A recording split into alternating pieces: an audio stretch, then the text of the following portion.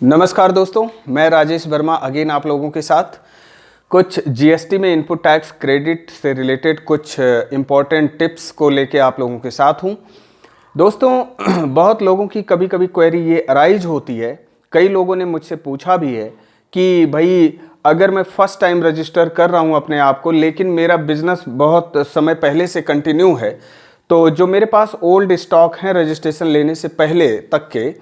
क्या उसका मैं आईटीसी क्लेम कर सकता हूं? या यूं कह लें कि किसी पर्सन की जो थ्रेशोल्ड लिमिट है वो क्रॉस कर गई है and that person becomes liable to register under GST, वो उनकी लाइबिलिटी आ जाती है जीएसटी में रजिस्ट्रेशन लेने की due to crossing the threshold limit during the financial year, कि जो 10 लाख 20 लाख और 40 लाख वाली जो रजिस्ट्रेशन लेने की थ्रेशोल्ड लिमिट है उसे वो क्रॉस कर जाते हैं। तो ऐसे केस में जब वो लायबल होते हैं, तो लायबल होने से पहले के जो उनके पास स्टॉक पड़े हुए हैं या कैपिटल गुड्स पड़े हुए हैं, तो क्या उसका इनपुट टैक्स क्रेडिट वो क्लेम कर सकते हैं? और तीसरी बात यहाँ पे ये है कि कोई पर्सन है जो पहले वो कंपोजिशन स्कीम में रजिस्टर थे,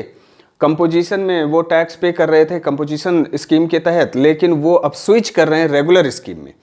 तो ऐसे केस में रेगुलर स्कीम में स्विच करने से जस्ट प्रीसीडिंग डे उनके पास जो भी स्टॉक वगैरह थे, चाहे इनपुट या इनपुट कैपिटल गुड्स के, तो क्या उसका इनपुट टैक्स क्रेडिट वो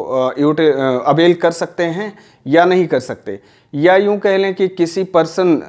की जो सप्लाई थी वो पहले एग्जम्प्ट थी और लेटर ऑन वो जाके टैक्सेबल हो जाती है, तो ऐसे केस में उन पे इनपुट टैक्स क्रेडिट लेने की किस तरीके से सहूलियत मिल सकती है? तो दोस्तों इसी टॉपिक पे हम लोग बात करने वाले हैं। मेरा नाम राजेश वर्मा है और मूव करते हैं टॉपिक पे। दोस्तों सेक्शन 18 ऑफ सीजीएसटी एक्ट 2017 ये प्रोवाइड करता है कि अगर कोई पर्सन जो कि रजिस्टर नहीं है बट लेटर ऑन उनकी थ्रेशोल्ड लिमिट एक्सीड कर जाती है, प्रोवाइडेड जो कि प्रोवाइड किया गया है लॉ में, 10 लाख 20 लाख या 40 लाख की जो लिमिट है वो एक्सीड कर जाती है, तो ऐसे केस में वो लोग लायबल टू रजिस्टर हो जाते हैं। तो अब इनके लिए क्वेश्चन ये है कि क्या जब वो लायबल टू रजिस्टर होंगे तो just proceeding to liable to register, मतलब जिस दिन वो लायबल हो रहे हैं रजिस्ट्रेशन के लिए उसके जस्ट पहले वाले दिन तक जो भी उनके पास स्टॉक ऑफ इनपुट या इनपुट कैपिटल गुड्स का पड़ा है, क्या उसका वो इनपुट टैक्स क्रेडिट क्लेम कर सकते हैं या नहीं कर सकते हैं? तो दोस्तों यहाँ पे जवाब ये है कि अगर कोई पर्सन लायबल टू रजिस्टर हो जाता है और जिस दिन रजिस्ट्रेशन करने की लायबिलिटी आती है उनके ऊपर, मीन्स थ्रेशोल्ड लिमिट जिस दिन एक्सीड कर जाती है 10 लाख 20 लाख या 40 लाख वाली, एज द केस में भी स्टेट वाइज जो भी उन पे एप्लीकेबल होती है, तो ऐसे केस में अगर वो लायबल होने के 30 दिन के अंदर अपने आप को रजिस्टर कर लेते हैं, ठीक है,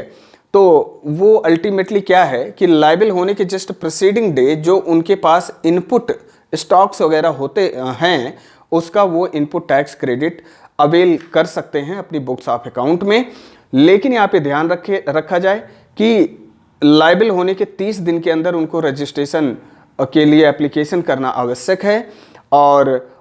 अगली चीज़ ये है कि पहली चीज़ तो 30 दिन के अंदर उनका रजिस्ट्रेशन के लिए एप्लीकेशन हो जाना चाहिए। और अगली बात ये है कि जो इनपुट टैक्स क्रेडिट वो क्लेम करेंगे जस्ट प्रीसीडिंग डे वाला, जिस दिन वो लायबल हुए थे उसके पहले के दिन वाला तक, पहले के दिन तक जितना उनके पास इनपुट टैक्स क्रेडिट था,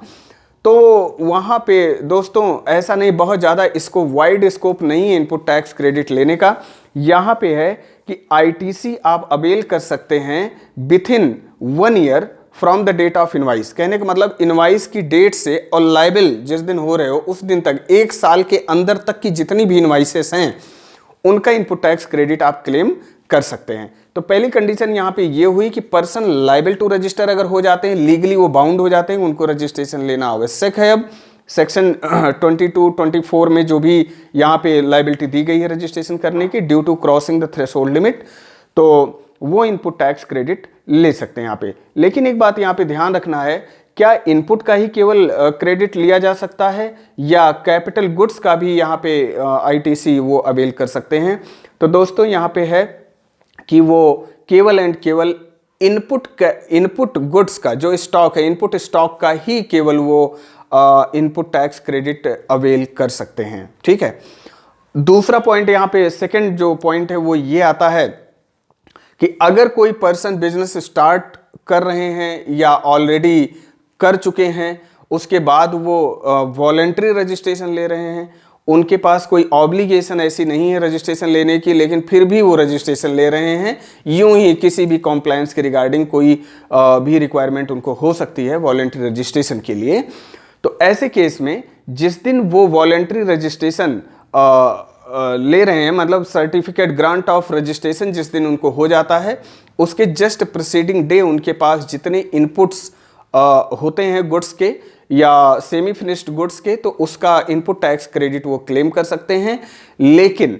वो जो भी उनके पास इनपुट पड़े हुए हैं वो pertaining to the invoice not more than 1 year होनी चाहिए। ऐसे इनवाइसेस के रिगार्डिंग उनके पास इनपुट्स होना चाहिए जो 1 साल से ज़्यादा पुरानी ना हो। कहने का मतलब ये हुआ, इनवाइस डेट से 1 साल के अंदर जितना भी इनवाइस कहने का मतलब इनपुट टैक्स क्रेडिट फॉल कर रहा है, वो पूरा का पूरा इनपुट टैक्स क्रेडिट आप अवेल कर सकते हैं अपनी बुक्स ऑफ अकाउंट में। ओके, तो यहाँ 2 बातें हो गई। पहला तो ये था कि जो लायबल टू रजिस्टर हो जाते हैं थ्रेशोल्ड लिमिट क्रॉस करने की वजह से, और दूसरा यहाँ पे अगला पॉइंट ये है कि जो लोग वॉलंटरी रजिस्ट्रेशन ले रहे हैं उनकी रिगार्डिंग हम लोग बात कर चुके हैं, जहाँ पे केवल 1 साल पुरानी तक की इनवाइसेस का आप इनपुट टैक्स क्रेडिट अपनी बुक्स में अवेल कर सकते हैं रिटर्न फाइलिंग के समय। ओके, नेक्स्ट पॉइंट दोस्तों यहाँ पे आता है कि अगर कोई पर्सन कंपोजिशन स्कीम में अपना टैक्स पे कर रहे थे, अब वो स्विच कर रहे हैं रेगुलर स्कीम में, तो ऐसे केस में इनपुट टैक्स क्रेडिट लेने का क्या प्रावधान है लॉ में।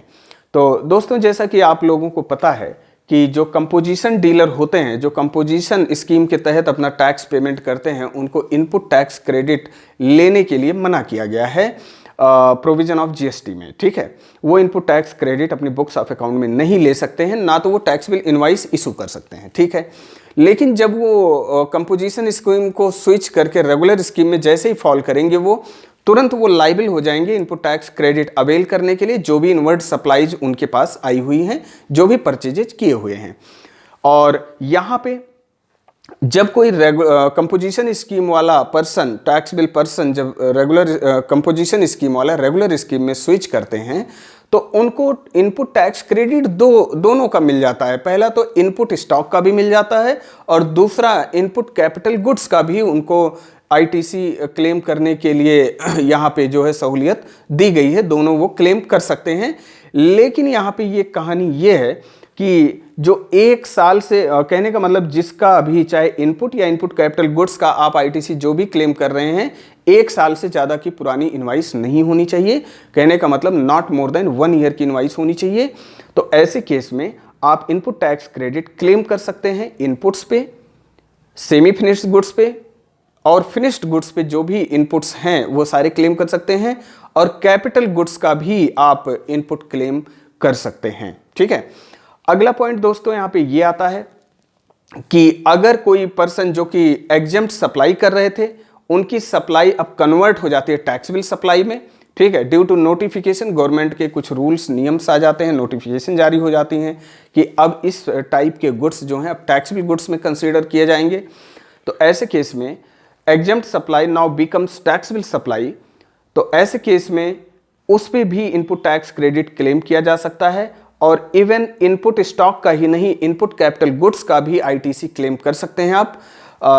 और अगली चीज़ यहाँ पे अगर मैं आपको बताऊँ तो यहाँ पे भी 1 ईयर वाली कंडीशन अप्लाई है कि इनवाइसेस जिनका आप इनपुट टैक्स क्रेडिट क्लेम कर रहे हैं वो 1 ईयर से ज़्यादा पुरानी नहीं होनी चाहिए, विथिन 1 ईयर की इनवाइसेस होनी चाहिए, चाहे वो कैपिटल गुड्स की हों या आपकी यूँ कह लें कि इनपुट या इनपुट फिनिश्ड गुड्स की हों। ठीक है, तो इस तरीके से कहने का मतलब सेक्शन 18 में जो प्रावधान किया गया है इनपुट टैक्स क्रेडिट लेने के लिए, तो यहाँ पे टैक्स पेयर्स को काफ़ी सहूलियत दी गई है कि नॉर्मल केसेस में बहुत सारे टैक्स पेयर्स ऐसे हैं, या यूँ कह लें कि नॉर्मल कोर्स ऑफ बिजनेस में लोग रजिस्ट्रेशन नहीं लेते हैं,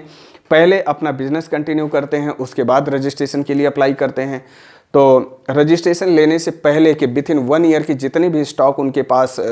पड़े हुए हैं, उस केस में वो उसका इनपुट टैक्स क्रेडिट क्लेम कर सकते हैं। लेकिन यहाँ पे ध्यान रहे कि अगर कोई लायबल टू रजिस्टर हो रहा है, ठीक है, due to crossing the threshold limit, या कोई वॉलंटरी रजिस्ट्रेशन ले रहा है, तो दोनों केसेस में केवल इनपुट गुड्स का ही आईटीसी आप क्लेम कर पाएंगे। और